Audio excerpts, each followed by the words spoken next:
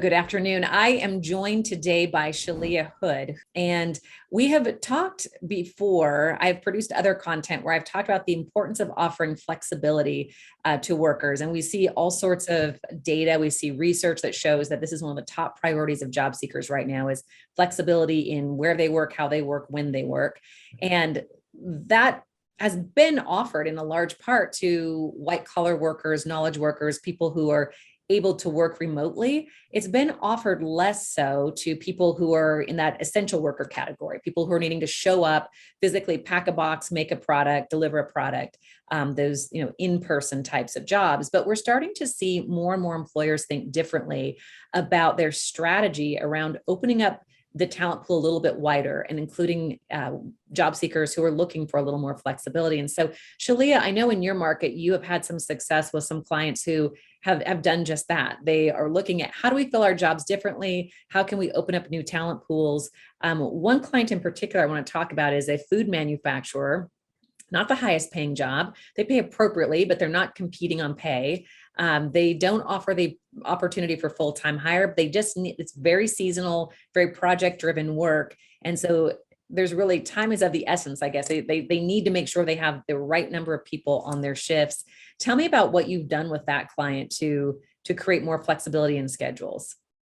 Yeah, great question. So really it's about partnering with them to make sure that we can open up the pool of talent to get the positions filled, to get product out the door, to meet the lead times. I mean, we're in a situation right now where there is a lot of jobs and very few people, and there is a percentage of people right now that don't want to work full time. And there's a great opportunity for us to look at these individuals and see where can we plug them in a couple days a week that works best for their life. I mean, it's a great situation too for them to come back repeatedly week after week, and we're partnering with them to manage it from a production schedule standpoint as well. And I love it because from an inclusion standpoint, you are opening up the door maybe to underrepresented groups. You're opening up the doors for people who have family issues that keep them from working full time. You're opening up the door for students. I know you've mentioned that you have people working in these jobs that have a variable schedule because of schooling. Tell me more about, there's a particular client that you work with where you've created a very specific Sunday only shift. Tell me more about how that is working and why you did that. Yeah.